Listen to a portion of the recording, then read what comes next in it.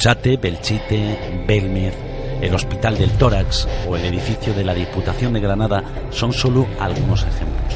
Uno de estos lugares se encuentra en las mágicas Islas Canarias, concretamente en la isla de Tenerife. Numerosos sucesos paranormales han ocurrido a lo largo de los años en este lugar misterioso y enigmático por excelencia, el Barranco de Badajoz o Barranco Chamoco, como es conocido por los lugareños.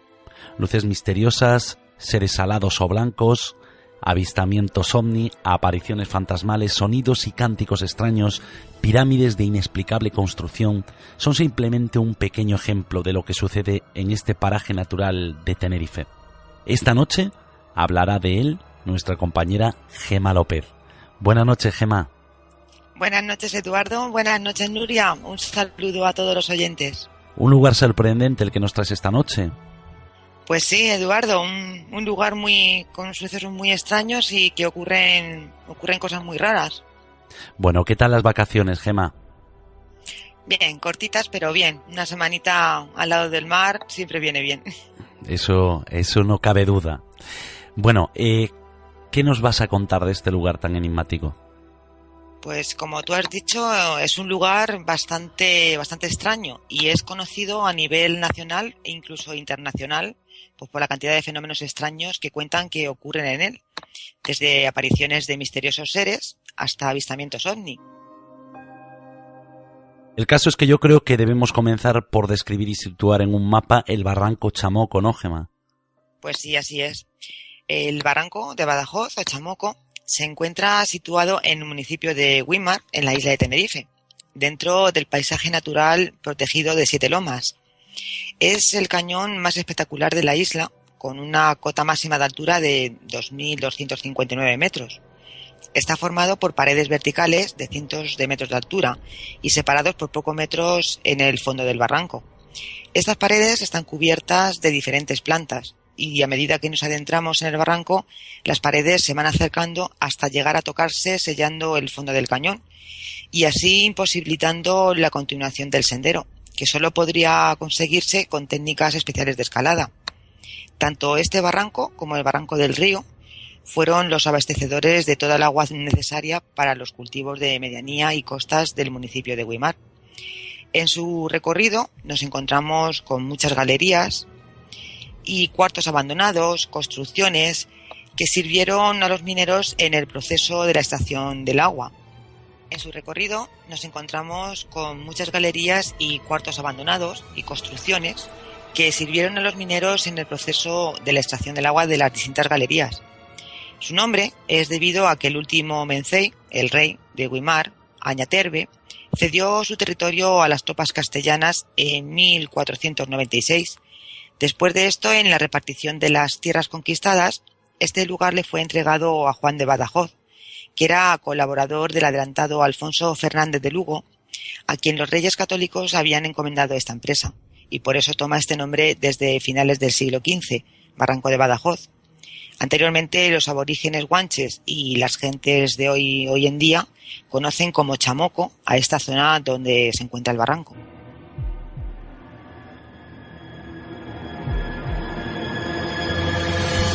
El lugar es muy interesante, pero vayamos a esos misterios que encierra, porque la verdad es que este barranco ha despertado el interés de grandes maestros en la investigación, como por ejemplo el doctor Jiménez del Oso o Francisco Padrón.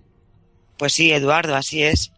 Como sabemos, las Islas Canarias son uno de los puntos más conocidos e importantes del mundo en avistamientos ovni. Casos como el de la Punta del Hidalgo, Playa de la Tejita, el Médano, Gáldar, Corralero, el Golfo, etc., pues son algunos de las decenas de avistamientos datados en territorio insular. Concretamente, en la isla de Tenerife, uno de los referentes es, sin lugar a duda, el Barranco de Badajoz. Allí se han recogido testimonios de gran valor investigativo. A mediados de los 90 hubo una avalancha de avistamientos ovni en el Barranco de Badajoz y se cuenta que desde la parte interior del barranco y mirando hacia el mar podía verse una isla que parecía de cristal, pero que no encajaba con ninguna de las otras Islas Canarias. De esta isla despegaba verticalmente una luz y cuando la luz había alcanzado cierta altura se precipitaba a gran velocidad hacia el barranco y se estrellaba en las paredes, desintegrándose y desapareciendo. Esta noticia llegó a ser publicada en varias revistas de tirada nacional e internacional dedicadas a las ciencias ocultas. En la actualidad se pueden recoger testimonios de que esto sigue pasando. Así lo cuenta un señor, un hombre que trabajaba muy cerca del barranco. En repetidas ocasiones él ha visto una luz que proviene del mar y sube hasta el barranco a gran velocidad. Se crea una corriente de aire muy intensa y un sonido muy fuerte, y desaparece en las faldas de la montaña. Muchos creen que este paraje no pertenece a esta dimensión, otros que puede haber una nave espacial o una base sumergida. Pero yo tengo una duda, me pregunto una cosa, ¿tendrá esto algo que ver con los relatos que tratan sobre la isla de San Borondón? Posiblemente. También hablan de una extraña nube en forma de flecha que aparece en plenas fiestas de la Virgen de la Candelaria. Recordemos que esta es una Virgen negra de los Templarios, guardiana de las puertas del cementerio. Esta flecha señala directamente al barranco de Badajoz. Hay que decir también que este barranco está surcado subterráneamente por un sinfín de galerías. Hay 7 minas que, como hemos dicho, eran para la extracción de agua. La longitud de estas minas suman unos 14.930 metros y las galerías están ordenadas según la proximidad del mar. La primera es Acaimo y terminando con Izaña, que es la que más se adentra en el barranco. Para llegar a Acaimo, conocida también como Cueva Negra, basta con localizar la cara del ángel o del niño, que es una imagen esculpida en la ladera de la montaña y que recuerda precisamente eso, un ángel o un niño. Uh-huh. El vestigio prehistórico más significativo que se encuentra en esta zona, y así que demuestra la actividad aborigen en el lugar, es la Cueva del Cañizo, la cual está a unos 100 metros de altura más o menos, y debe su nombre a las 12 varas de madera de Sabina que se hallan colocadas en el techo de la misma, y estas se pueden ver desde el cauce del barranco. Aquí también fueron encontradas varias momias guanches, de modo que el lugar, pues como se puede ver, era una zona de enterramiento aborigen y en la actualidad un importante yacimiento arqueológico. Los mayores del lugar dicen que a principios del siglo XX, en 1912, 2 mineros que se afanaban infructuosamente en encontrar una galería viable, derrumbaron una pared y se encontraron de frente con 2 seres de luz. Dice la leyenda que estos seres les invitaron a acompañarles y que les indicaron el lugar idóneo para cavar. Pero hay otra versión que es contraria y afirma que el terror se apoderó de ellos y que escaparon en búsqueda de la Guardia Civil. La verdad es que no se sabe si por el tiempo transcurrido, pero no hay documentos que corroboren esta última versión. La verdad es que desde entonces nadie habita en el barranco, no se atreve nadie.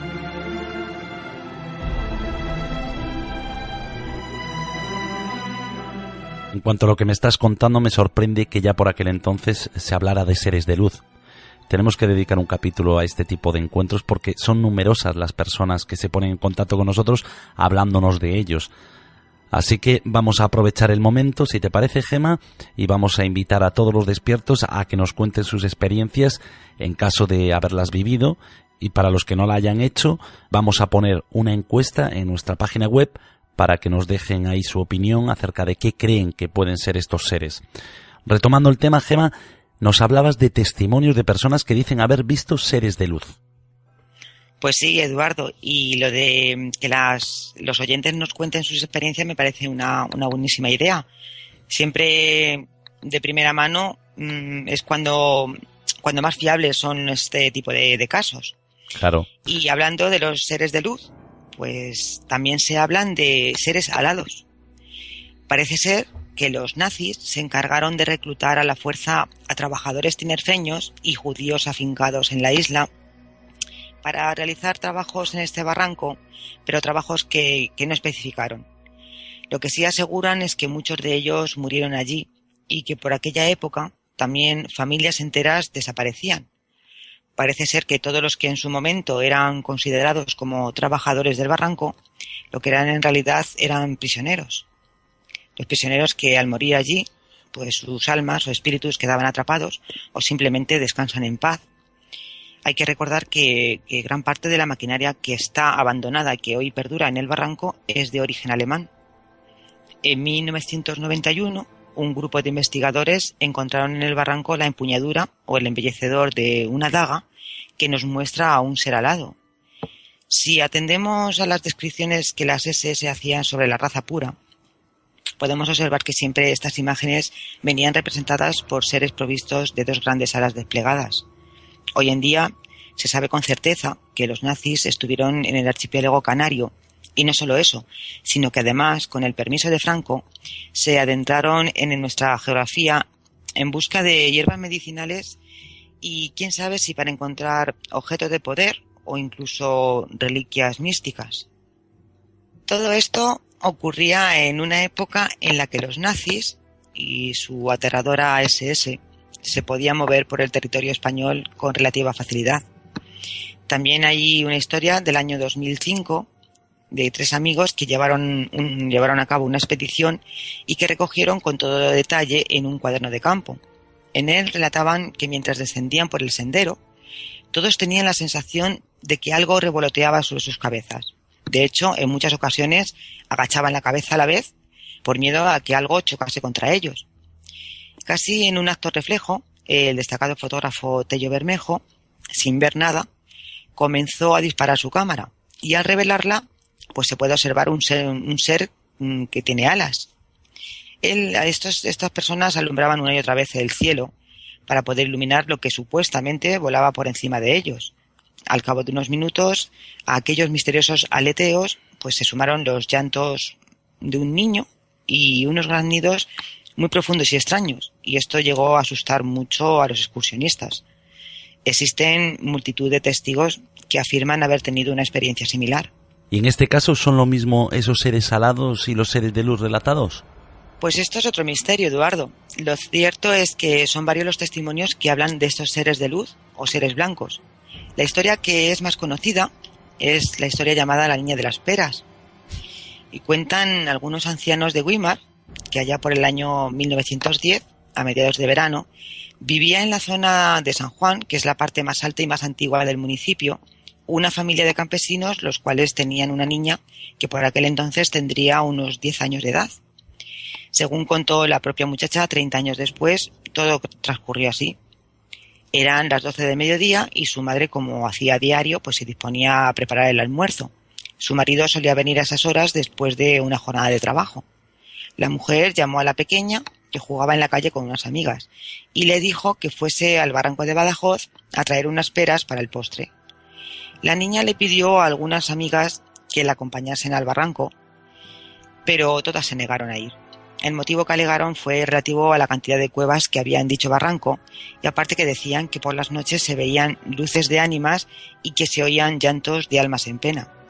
Como entenderás, las niñas no estaban por la labor de acompañar a esa chica. No. Vamos, nadie estaría por esa labor, ¿no? Para pensarlo, sí. Pero esta niña, sin miedo, pues se encaminó sola hacia los perales que tenía su familia en el barranco. Después de unos 15 minutos de camino, llegó al peral y se dispuso a coger unas cuantas peras, y cuando había recogido unas poquitas, dado que todas no estaban maduras, pues de pronto se vio inmersa en una especie de sopor, una dulce somnolencia que se apoderó de ella, hasta el punto que no pudo recoger más fruta y tuvo que recostarse en el tronco del peral a la sombra de aquel árbol. En su mente vio como una especie de nebulosa blanquecina que la envolvía a ella. Todo el barranco se vio envuelto en una fresca niebla, y ella de pronto ya no tenía calor, ya no sudaba, ni tenía sueño, y se sentía de nuevo activa, ágil, como en otro lugar, un lugar lejano, pero familiar y cercano. Pero sobre todo ya no sentía miedo. Al ponerse de nuevo en pie, pues se dispuso a continuar con el recado de su madre, y recordó que le había dicho que se diese prisa, ya que su padre estaba a punto de llegar. Pero de pronto, pues se encontró ante ella a la figura de una persona muy alta, completamente vestida de blanco, y con los gestos de la mano la indicó que le siguiera. La niña no tenía miedo y estaba completamente confiada y agarró la mano de ese ser. Pero de pronto apareció ante ella la figura de una persona muy alta, completamente vestida de blanco, que con los gestos de la mano le pedía que le siguiera. La niña, como no sentía miedo y estaba completamente confiada, agarró la mano de ese ser, el cual tomó una vereda que conducía hacia el fondo del barranco, concretamente a la cueva del Cañizo, y que antiguamente había servido a los guanches como vivienda y como corral. Al entrar en la cueva, ella siguió a aquel ser con total seguridad y confianza, como si fuese un ángel de la guarda. Se adentraron cada vez más en el interior de esta cueva y de repente, al pasar por un estrecho pasadizo entre dos piedras volcánicas y bajando unas escaleras, se abrió ante ella un valle todo lleno de frutales y árboles de casi todas las especies que había antiguamente en Tenerife. Ella miró a su alrededor, comprobando que había más personas o figuras vestidas de blanco con el mismo atuendo que el guía que la había llevado hasta allí. Una sensación de paz y tranquilidad se apoderó de ella. Todo era muy bonito y tranquilo. La temperatura, el verdor y hasta una suave brisa hacían que ella se sintiese completamente feliz. Apenas habían pasado unos minutos y su guía con la mano la volvió a indicar que le siguiera. Desandaron el camino, salieron de la gran cueva, recorrieron de nuevo la vereda y la figura, con una gran sonrisa, la dejó de vuelta al pie del peral. Ella se despertó pensando que todo había sido un sueño, pero se despertó con una sensación de placidez y recordó enseguida el recado de las peras y el tiempo que había pasado. Cogió unas cuantas más y se encaminó de nuevo hacia su casa. Pero de nuevo empezó a sentir mucho calor, mucho sofoco. Se dio cuenta que hacía mucho más calor que hacía media hora. Era totalmente imposible que la temperatura hubiese subido tanto en tan poco tiempo. Un viento caliente que todo lo abrasaba, sí, y que no estaba allí tan solo hacía unos minutos. Pero según avanzaba también oyó un ruido raro, y dándose la vuelta miró hacia la ladera de Güímar, quedando sorprendida cuando divisó una nueva carretera que serpenteaba por ella. Vio unos camiones y unos coches que parecían más del futuro que de aquella época en 1910. Y también miró el mar, unos barcos que no tenían velas y que navegaban cerca de la costa, como movidos por una mano invisible. También le pareció que su pueblo era ahora más grande. Había muchas casas nuevas y algunas más altas que en el momento de ir al recado de su madre. Cuando cruzó la esquina para disponerse a subir la empinada cuesta, que era el camino que le conducía a su casa, se encontró con una mujer de unos 40 años, que ésta se quedó completamente asombrada y absorta mirándola, al tiempo que echaba a correr aterrada hacia la puerta de la primera casa que encontró. «¡Abran la puerta! ¡Salgan deprisa! ¡Que ha vuelto! ¡Que ha vuelto la niña de las peras! ¡Que ha vuelto! Y está con la misma edad!». Esa mujer era nada más y nada menos que una de las amigas de su infancia. Y claro, no daba crédito a la reaparición de esta niña 30 años después. Claro. Como ves, Eduardo, es un caso muy misterioso. Aquella niña volvió 30 años después, después de una búsqueda muy exhaustiva, porque había sido dada por desaparecida. Aunque para ella había pasado minutos. Unos minutos. Claro, podemos estar hablando de un salto en el tiempo. De hecho, algunos expertos lanzan la hipótesis de que este lugar pudiese ser una puerta dimensional. Pues posiblemente, quién sabe. El caso es que es un misterio donde los haya, ¿no? Tanto que sí. Bueno, Gema, las Islas Canarias, de las cuales yo guardo un grato recuerdo y a las que espero volver a ver muy pronto. ¿Sabes que dicen que tiene un duende muy especial, ¿no? Que cuando te vas la echas de menos. Sí, siempre he oído esa historia, ¿sí es verdad? Bueno, pues yo doy fe de que es verdad. No sé el por qué, será la gente, será el ambiente, será... No lo sé, pero te quedan esas ganas, ¿no? Ese gusanillo y bueno, ese duende, ¿no? Que parece que te atrae a ellas. Pero bueno, aparte de este misterio, existen otros muchos, ¿verdad, Gema? Pues sí, como bien dices, Eduardo, las Islas Canarias son mágicas y tierra de buena gente.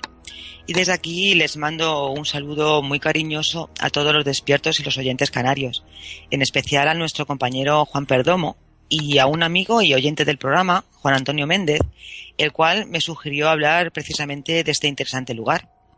Pues vamos a aprovechar y a enviar todos un fuerte abrazo a los despiertos que nos escuchan a través de Radio Cadena en el 94.6 de la FM.